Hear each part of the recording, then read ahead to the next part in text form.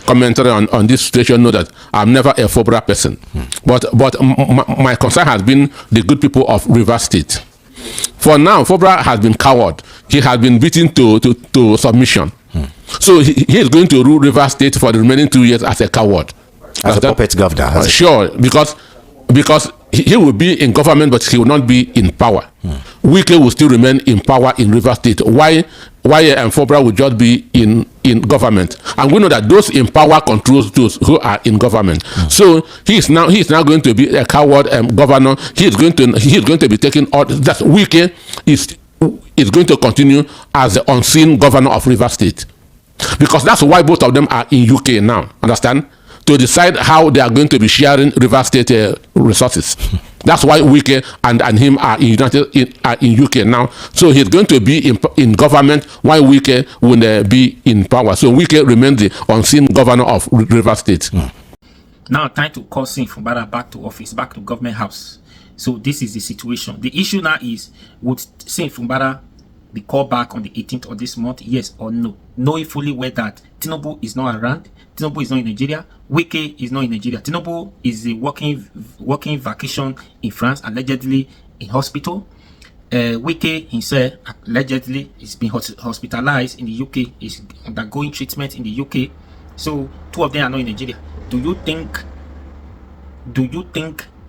that Sim Fubara will be called back? Because Tinubu needs to come and make national broker just the same way he did when he suspended the governor. So he needs to do the same thing to say, yeah, the 6 months as Ebla says, and there is now peace in Rivers State, that now the governor can come back. Iba should hand over to the governor. What do you think? Now Tinubu is not in Nigeria, or is he going to be back before 18th of this month, or is Tinubu going to issue a national broadcast there in France? Is not acceptable. That one, no. So on the other hand, Wike is not in Nigeria, and Wike needs to be back before this. So I don't know. What do you think? Let's listen to this video so that you know if it is possible or not, what might likely happen. Please watch this video and subscribe, follow, like, share, comment, and subscribe to this YouTube channel. I'll be your guy. Run on for me now. Well, good morning once again, Nupeng. Maybe I shouldn't have used a lot of... Okay, Nupeng. What attracts me there is Dangote's crude oil import. So does it look like we are done with the Naira... Crude for Naira. Naira exchange? That is what it looks like. Or is it because we are unable to meet his demands? Because you recall that at some point we were told that our crude oil had been sold upfront as collateral. Nobody is talking about that anymore.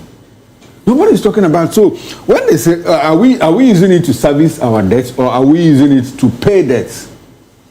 That whole issue of the crude as collateral I think it's shrouded. Apparently, I think someone wrote something that is quite instructive. He says the problem is that Nupeng is self-centered, because for each truck you load, you pay a certain amount of money, and the thing came up to like billions of naira in a month.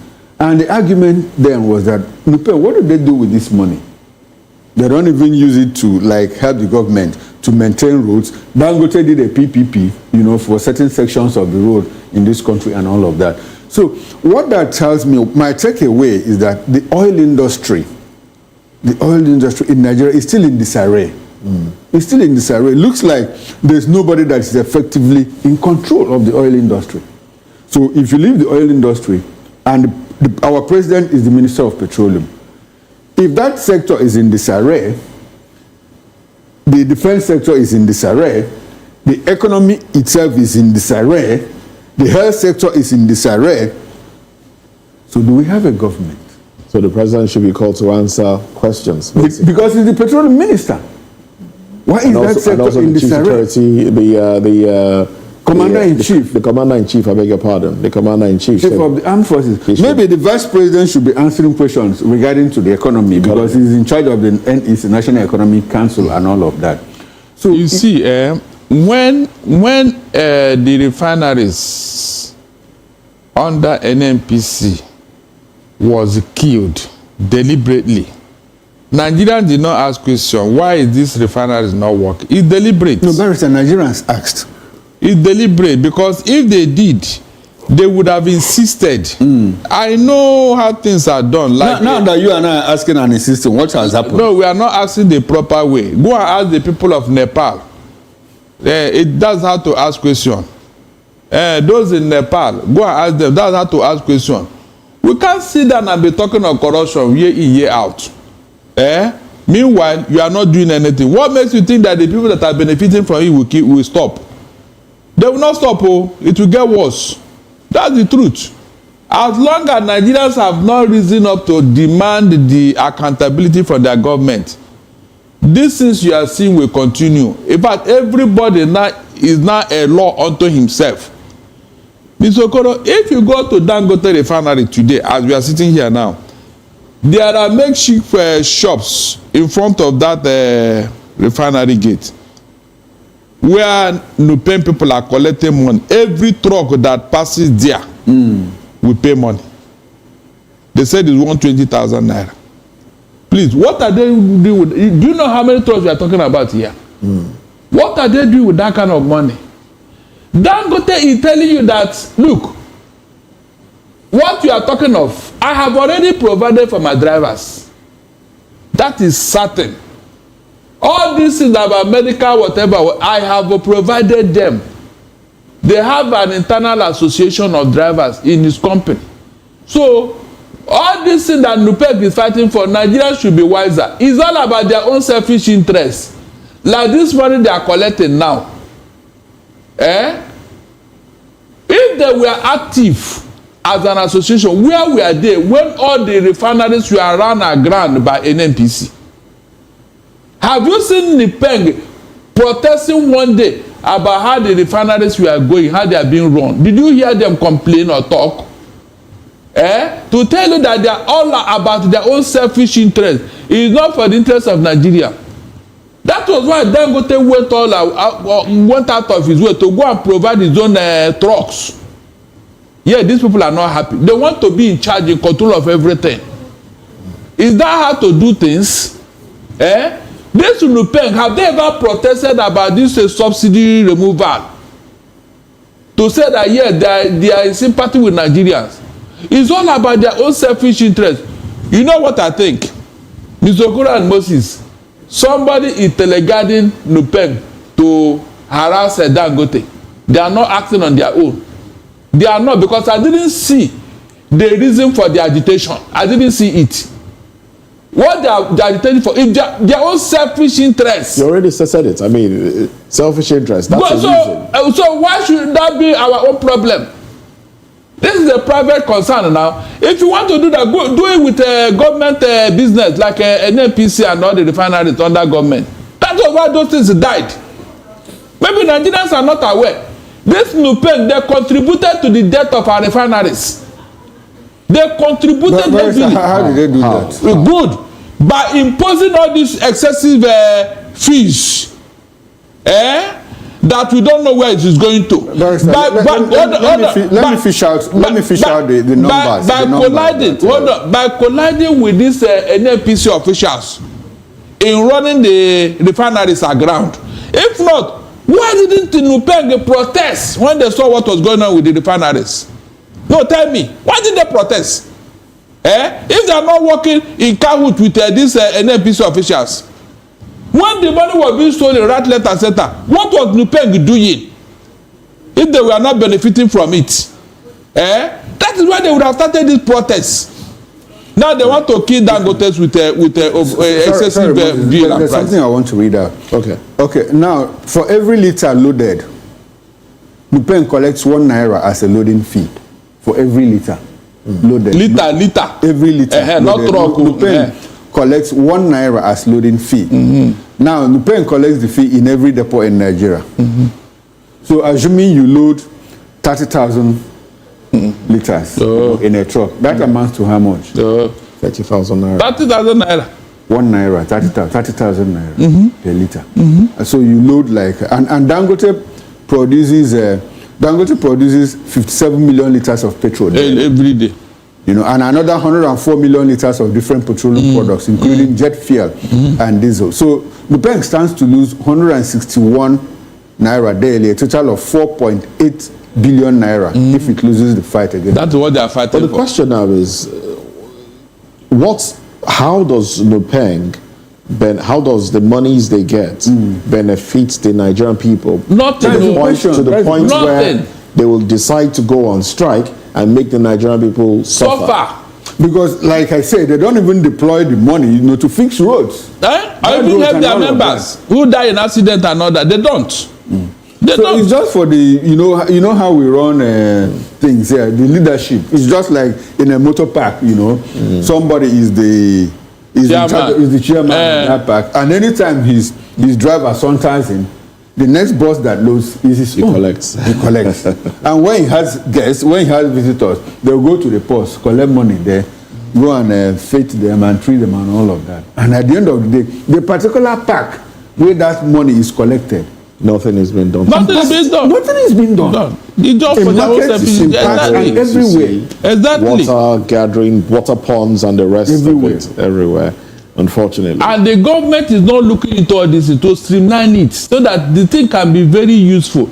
They can be adding value to that union. Will government do everything for us? Can't we do few things for A few ourselves? things by ourselves. No, you see, hold on. There are things government are supposed to be doing, like regulating some of these things. These things are regulated. Government allows them to collect the money. And you do what with it? That is the question. So government knows what they are doing. That's why they don't want to interfere. Those people are working with the government. I'm telling you. If they ask them to back out of Dangote refinery, they will back out. NNPC, where was Nupeng when those refineries died? Nobody has answered that question. They were there when that place was. With all the money they are collecting for turnaround maintenance, nothing came out of it. Now they have seen that NNPC is not working. They want to face Dangote and kill that man's business, Abi. Okay, let's move on. I know you don't speak for them. You said some Nigerians. Okay. Many Nigerians will disagree. The only people that are saying Tari are the people in government. The people that are benefiting from the rot in the land. It shock you that some Nigerians align with that thought. No. If some Nigerians that are not within the political space align. They do believe that yes, these policies are working, and the president is the only one that can fix things. Moses, let's okay. I understand your position, but let's be factual too. I want us to be very factual. Do you understand? Honest. No, I understand your position because at the time I felt the same way too. No, I'm speaking for some Nigerians. For some Nigerians, but I want to tell you that the few Nigerians that align with this position, unfortunately as it is, come from a particular ethnic group. Unfortunately as it is, come from a particular ethnic group. You know why they maintain that position? Why they maintain that position is because they feel it is the turn of these people to rule, so allow them to do whatever they want. The policies are not working. They are not working 2 years down the line. But you've said here once, yes. The policies are good policies. Yes, initially, but they are not very well implemented. They were not even well thought out, as I have come to realize now. Yes, they were not very well thought out. Okay, look at the CNG product, the fuel subsidy remover, the CNG. I rode in a bus yesterday, and I looked at, I saw the CNG tank.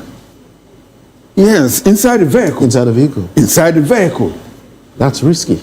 Apart from being risky, the second thing is that the man is also collecting the same fare with the person that buys fuel, petrol and PMS from the filling station. Did you ask him why? I mean, I didn't get a chance to do that. So what is the benefit of rolling out the CNG? But that's not the problem of the government. That's the problem of the people because the government didn't see this coming. They didn't see it coming before they came out. And now, what are the CNG buses they even promised us? Let's look at the exchange rate unification. Now, what has it done? Before, was there a sticker on the bus to let you know that that's a There was not even a sticker. Bus. There was not even a sticker. Okay. So initially, like the president, I still have a problem with the fuel subsidy removal. When I thought that the president's policies were making sense was when he started with, he said he was going to do state police. Okay. and he said he was going to do local government autonomy. At that point, I started putting 1 and 2 together.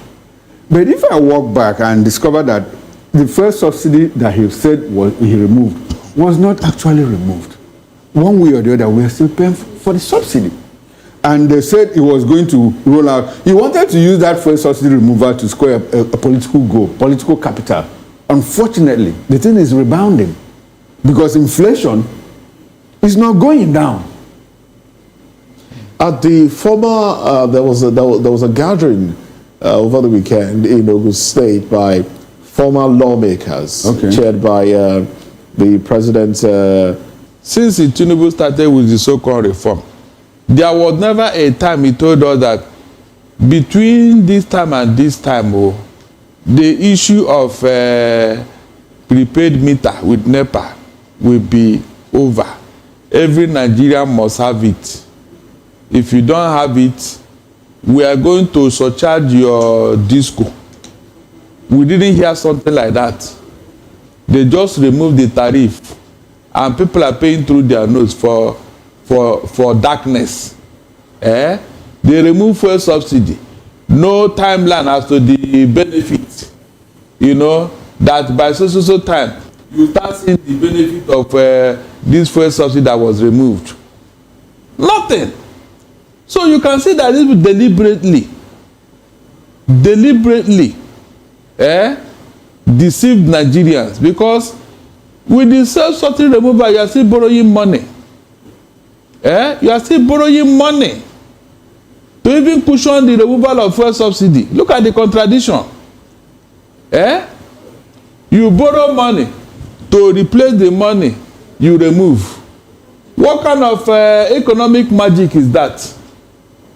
You can see that there is no light at the end of any tunnel. In fact, there is no tunnel. That is why some of us have been insisting. Mr. Okoro is telling me now that initially he supported it, but from the beginning I never did. Because I know that this is not going anywhere. Thank God I've been vindicated. So if it is exam, you would have failed it before you now realize that you made it. I would have passed it because it would have been marked at the initial time. So that is it. So if but there's still opportunities for amendment and all of that. Amendment. If the president could muster the courage, because I hear that he is a man of courage, a man of good I think courage. the president is basically the only one with, I dare say, the balls to do some of these policies and address some issues that Nigerians have been clamoring to be addressed. But the issue now is he addressing those issues to the benefits of Nigerians? That's the issue. That's the question that the Nigerians are asking. I like addressing the issue of where are we in local government autonomy? Financial autonomy. Where are we in fighting insecurity? Where are we in the exchange rate unification? I didn't even talk about the exchange rate unification, because if you look, there were 6 windows. They had to merge all of them, and with the idea that it was going to. There's still black market. It's still trade. And it is that black market that is controlling your exchange rate. There is still black market. And mind you, at the time there was a slip by the finance minister. He said that, look, what you see as foreign reserve increase is because of borrowed money, and that is why it's not affecting a downward slope, in the exchange rate. Now, have we gone back to production? Are we producing? Companies are still living here. We still import a lot more of what we eat. Even at that, even by government itself. When government says, let's ensure food security, you know what government is doing? Government is importing grains and all of that. So is that how we are going to ramp up production to make our currency strong, to be able to contest, with the dollar, with the euro and the pound and all of that? We are not doing all of that. Even your so-called naira stabilization is because they are pumping money. Last month they put in $50 million to show up the naira. They show up the naira. That's what they have been doing. So what is all the deceit? The next thing we are hearing now is that food prices have crashed. But Mr. Okoro, you and I know that this is harvest season. With this harvest season, for God's sake, if a product cannot be cheaper now, when will it be cheaper? New yam is coming out. Why won't it be cheaper? And most of these things are perishable goods. So farmers don't want it to stay long in their hands to avoid wastage. So the food you are talking about, did it fall from heaven? The farmers that are supposed to grow this food, are they not in IDP camps? Have they gone back to the farm state? Have terrorists left that environment? So this government, they just want to lash at anything at all to lie to Nigerians. Food prices have crashed. Crashed to where? How much are they? Just wait, let this rainy season be over. And we enter dry season, maybe by early next year. Let me see whether it will still crash. Well, I just hope that the president will have some kind of magic, because from the policies I see, they are well intentioned. But I don't think that they were well thought out in terms of implementation. That is probably why we are having the same problem with Nigerian government. The political will to do certain things. They don't have it. So why are you deceiving the public that you want to do this? They just mention it for publicity purpose. Like this local government financial autonomy. I challenge you, because you people are telling me that is that the boss, you have the gods. I challenge you to implement it. Let me see where his election will end. Let him do it. Let him do it. Elections. Let him do it. Let's touch on this headline. INEC, others tasked on credible polls to avert protest. The writers to that story: death toll in Nepal. In Nepal uprising hit 72, calling for Nepal scale protest against constitution, says Okmesha Iton. Now, this is coming from Timmy Frank, who is a former deputy national publicity secretary of the APC. He has called for INEC to rejig its system and do the needful, implement vital reforms ahead of 2027, so that the elections to avoid protests, to avoid, to ensure that the elections are credible and avoid protests like what we are experiencing in Nepal. Which election are that? Which election are that? 2027 election that is almost a year and a half away. Yes, asking INEC to do the needful, to put structures in place so the elections will be credible. I think they should have even been talking to the government to ensure that the hardship now that we're experiencing now is mitigated. He's talking about the election, because that is where the problem will come from. But to be fair to this INEC chairman, he has pointed out 142 ways. Proposals on how to amend the Electoral Act. He read them out. All the places that he believes should help them in their work. It is not left for the National Assembly to do the needful. Again, political will. Will Tinubu, have you heard or have you seen him making any statement concerning reforming the Electoral Act? The answer is no. You can see where the problem is now. The political will to do the needful. The government in power is not ready. As long as he benefits from it, he will not do it. That is the problem. So it's not about calling INEC, and even INEC is is hamstrung. His hand has been tied, sort of, because the INEC is working according to what is in the Electoral Act. Like the Beavers and the IRF, that is not legal. It's just at the discretion of INEC. So why not make it legal? Like the man suggested. What is withholding the National Assembly from doing the needful? And what is stopping the opposition from going there to occupy National Assembly and insist on Electoral Act? These are issues that we're supposed to address, and not all this who is campaigning, who is not campaigning, distracting us with irrelevant issues and all that. Meanwhile, the real issue, nobody talking about it. Are we moving forward or backwards? In this age and time, Nigeria cannot conduct a free and fair election. Meanwhile, Ghana has perfected it. Ghana. Mr. Okoro, and they learned from us. Did you hear that Ghana went to court over how many elections now? You have it didn't end up in court. How many elections have Ghana conducted now? Did it end up in court? My brother, we are far behind, though. Seriously, we are far behind. Because I can't see one single thing that Nigeria can teach the world now in their democratic journey. No single thing will Nigeria teach the world. Yet you are the giant of Africa. Yet Africa cannot learn one single thing from you. What is the giant for them? I think that's just been sensational. Good. Is he in the country? Is he back? Because the last time I checked, they said he went for medical help in UK or so. So that one is not important. Now, like I told you before I left, I am not happy what happened in Rivers up to today. And I'm not happy that the Supreme Court have not attended to that matter 6 months after people filed cases before it. 6 months, the Supreme Court could not even say one single word concerning that matter before them. and now the thing have expired. And so, if you are now telling me that Fubara is coming back on Thursday, please, what is the guarantee? Have you had any feelers from the presidency? Is there any preparation? No, I understand that the Solad was asked to prepare his handover notes. Let's wait now until Thursday. That is my own, no, because this government will not stop to surprise me. Before you know it now, some people will start fracas in River. They say, no, peace have not returned, though. They will not ask who sponsored the problem. Someone said there should be a national broadcast to this effect, of and course. the broadcast should have come before the 18th. Let us see whether it will be that or either Wednesday. Either Wednesday. These are the reasons why I am, because it was through a broker that he declared that state of emergency. The man cannot just go back without another pronouncement. It's not possible. So I am keeping my fingers crossed, because this government, I can never trust them again. They are not working with our constitution. Seriously, they are not. The most painful aspect of this is our courts. Our courts supposed to checkmate these people and what they are doing. A matter of this magnitude came before the Supreme Court, and up till now, we have not had any declarative judgment on it. They just kept quiet. Okay. By the time the thing expires now, they will now tell you that the matter has been overtaken by events. Okay, I just flipped the pages, and I can see the riders to it. The Guardian has a way of putting the riders inside the pages where the story is. So let's take the riders. It's interesting riders here. HIDA insists governor needs no fresh oath to resume office. Miko rules out need for presidential broadcast. Fresh oath for Fubara. Adelusi says return not automatic. Cites Fayoshe's suspension case. Tinubu's absence can't justify elongation of emergency rule. Jamala wants. Lawyers argue fresh oath would bar Fubara from seeking re-election. Exactly.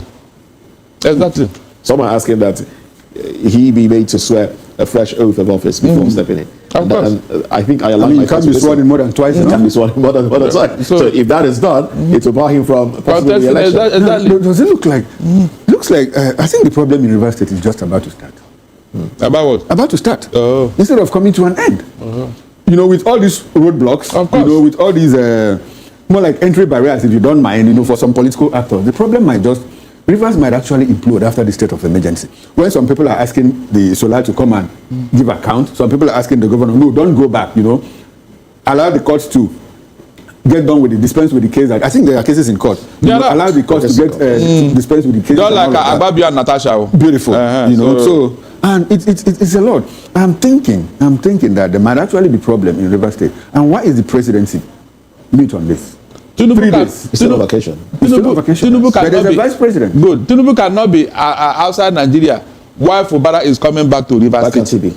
Because he will make a broadcast. Declaration. Yes. He will be the one to confirm that peace have returned in River State to avoid another backlash.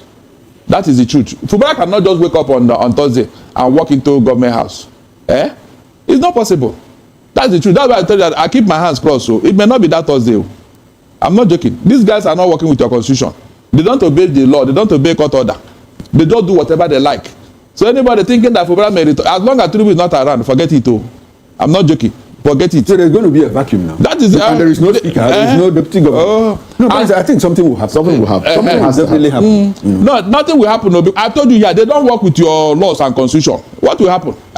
They don't work with your laws and constitution. They will just send the buyer Nonoga to make a statement since he's not around, and that's it. He can't come back without Tinubu's making a pronouncement. I'm not joking. He can't come back.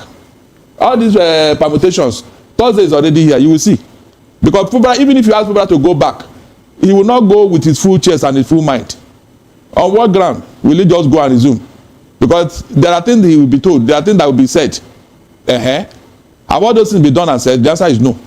And you remember, when he made that declaration, he said, for the first 6 months.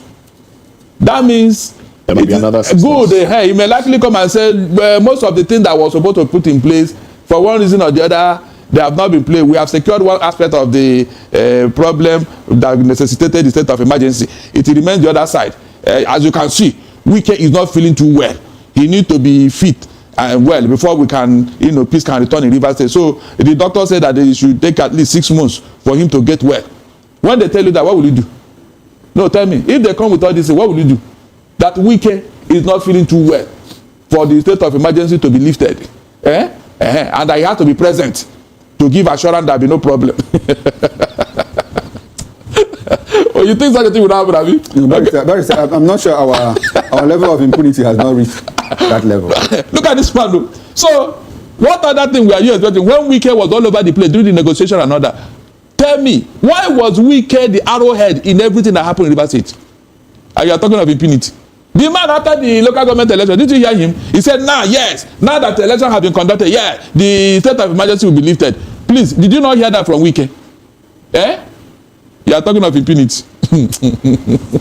Okay. Well, let's touch on another issue. I'm trying to move us away from, the core politics. But I'm afraid this might not take us too far away from politics. But, this headline here, as put out by the Punch, by the Guardian, I beg your pardon, it's their big story.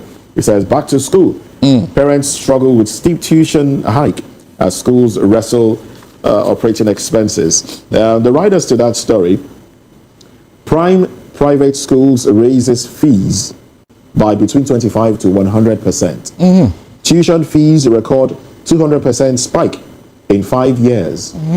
Survey, 35% of parents know private to public switch over cost. Consider special palliatives for education. School owners urge government. And then the Punch has a similar story. It says states pledge quality education as schools resume today. States pledge quality education as schools resume today. Barrister, shoot your shot. You remember when they told us about NEP fund? And people like Mr. Okoro here was celebrating it. I even learned that he ordered a party because of that NEP fund. I can't recall that, Barrister. I thought you did. I thought you did. No. You were so happy and excited. I was not. You were telling me, arguing with me. I can't recall. Mr. Moses, do you remember that immediately that NEP fund was even mentioned? All the schools increased their school fees. I remember. Even beyond and higher than the NEP fund that students were expecting. So, of what use is the money? I am telling you, I know of some students undergraduate who collected that money and walked out of the university. How much did they collect? Because the money didn't come in bulk. It comes per session. Yes, that's what I'm. Oh my God, the session now. Did they use it? That was the money they told you that school authorities were embezzling, and they said they should be returning back to students. Didn't you remember when it happened? You know all of that. So, what I'm saying is that how much will a student, an undergraduate, collect and walk away? It's less than 500,000 naira. Less than that kind of money. If you now use it to go and drink Bianco. So you blame the government. You blame the government for using the money to go and drink beer. And truncate your education. And truncate your life ambition. Listen very well. You gave somebody money for school fees, but the actual feeding, you are not talking about. No, there's a provision for it. 20,000 naira. No, it's 20,000 naira. It's not 20,000. Is that much? It's not 20,000. How much? I think it comes up to about 240,000. No, it's not. I said 20,000. And remember, it comes in tranches. So it comes in tranches. Monthly. Okay, let's focus on this particular story. Now, we're looking at the fact that some parents are considering moving their children away from private schools to public schools because of the cost. It's about time. Private schools are becoming exorbitantly high, and people are finding it increasingly difficult to afford it. So, what does this portend for the education sector in Nigeria? Yes, it's good. So that they will we now have a situation whereby the private public schools will be fixed, or are we going to have a lot more people thrown to public schools? We know that in public schools, we know a lot of teachers there are accused of not even doing their jobs. I mean, they go there to trade. A lot of them still do it. With the school side that are teaching there. School starts. They are the ones teaching those schools. But in government schools, government employs qualified teachers. But the issue here is the dedication of the teachers. You even see, you see, private schools employ more unqualified teachers than public schools. Okay. Yes, because who does recruitment for the public schools? It's the ministry. It is the ministry. So if you don't have, except where you have, in some states they have what they call transition teachers. People who start, and in the course of time, they are required to go to NIT, National Teachers Institute, to upgrade before they are formally, employments are formalized. But in private school, you see somebody that studies physics. He comes out, he goes to school, they give him a teaching appointment. A public school will not do that. They will employ somebody that did education physics. I don't know why you're looking at me like that. No, I'm just telling you, you have a large pool of unqualified teachers in public school, in private schools, more than in public schools, because it is the Ministry of Education that recruits for the public schools. The bigger problem is infrastructure. It will be overstretched in public schools. Yes, it will be. Yes. if these people from private school now, enter the public schools, I'm sure they are going to have will the educational level drop?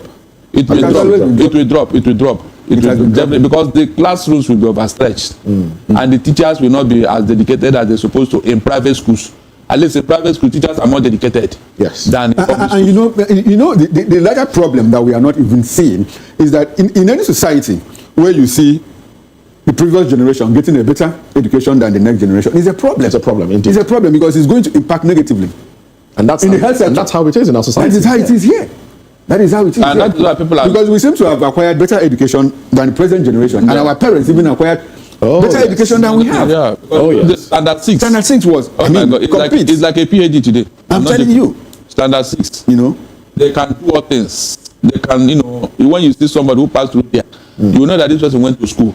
Indeed. But here is a graduate. And it's going to have a negative multiplier effect. It's going to affect the health sector. Your doctors will become half-baked. Your nurses will become half-baked. Your engineers will become half-baked. Even your marketers and financiers. So it didn't affect the whole gamut of society. I'm telling you. So that is what we have to deal with in the next 10, 20, 30 years. Except we reinvent ourselves at this moment. So it's not about changing the curriculum. It's not about more work. There has never. The 6334 was millennial. To the extent that it conformed with standards 6334, technical, grammar, and all of that. There was nothing wrong with that. It was all about implementation. Now we still have a problem today. The bigger problem is the new AI and Google. That's a bigger problem. Our students are no longer reading. People don't read. They don't read everything. People don't read anymore. You just go to AI. You go to Google and all of what. Do what you want to do. To write a composition, to write a letter. You must go to those places and seek it out. Then we should upgrade, because in other climes there are things that you can pass your reports through, and it will pinpoint whether these are AI. If you generated that using AI, and then you'll be scored low. No. I think that and like if somebody writes something to me, if I know your mode of writing and you write for me, I read it. I'll just know that they will not copy. They may not copy verbatim because their languages. They may not copy verbatim, but it denies you the joy of critical thinking. Yes, even the discipline. It denies you that. You don't do research on your own. You just open and see what somebody have done somewhere and put inside there. You now look at it. You now say, okay. From there you can now modify it as your own. Some people don't even modify. They just leave and don't read that like that. Plagiarism. Only God knows if Sim Fubara will be called back on that day, on the 18th, I think 18th of this month. Only God knows, because the two ogas who suspended him as a sitting governor, they are not around. They are not in Nigeria. One is a working vacation, allegedly hospital in France. The other one who masterminded the idea, that one is in the hospital in UK. Can you imagine? Two of them. So 2 of them needs to come back before the state of emergency can be called off something. So it's already, as he says, no problem. But Tinubu cannot be in France and make a national broadcast in France to say Sim Fubara should be reinstated. The IBA's tenure is over. IBAs will not just leave if Tinubu has not made national broadcast. Do you understand? Just like Barrister said, Bayo Onanoga might just come up with a statement that Tinubu say he's not in time. They have to wait until he comes back. Just imagine. Anyways, before, when this whole thing started, that was when I supported Sim Fubara, that he was doing well because he was fighting Wike at that time. Yeah, he was doing well. We were ginger, everybody was with him, saying, yeah, you are doing well. You want to make sure under your watch you can't be answerable to godfatherism. You don't want godfatherism. Just make sure it's top, blah, blah, blah, so that you can focus, have money, resources to work for your state. I thought you truly understand the game. I thought you can play the game. I don't know that at that time, now busybody, now they do you, Wike just owe you one block cost like this. There's nothing you can do. You don't confess. That's the difference between a politician and somebody who is not a politician. Just try to be. Do you understand? So that was that. But you did well. You tried your best. The day it was because of Tinubu. If not because of Tinubu, Wike, I've said it before this whole issue started, before I decided to, before before the thing vex me, where I can't see Sim Fubara, I can't be like say you be woman. Especially that time when Sim Fubara said to the IG, say, IG, I don't care which, I don't care to hell with you. If anything should happen in this river, anything happen to me, they should hold IG responsible. Whether you like it or not, the local government election will be conducted. And you said it, you did it, election was conducted. But how? They cancelled the election. Now they're the power. You go and do your own, but people they on top, they cancel and say that one not will stand. Now they can't do their own stand. Now the power, what would they talk about? Now it be that. So what makes Wike defeat you? If at all, somebody will say Wike defeat you. Yes, Wike defeated you because now if you go to that government house, you are just there. You are just there. I mean, the face of the house, the face of the government house, you are the governor, but you are not the one making decisions. That was what you did not want from the beginning. Why you wanted to stop the issue of godfatherism. Somebody, you will be a governor and somebody is telling you what to do. Somebody is telling you what to do, helping you to run your government. You can't make decisions on your own. Whichever decisions you make on your own that does not go well with your godfatherism, it becomes a problem and is looking for how to remove you, which they did.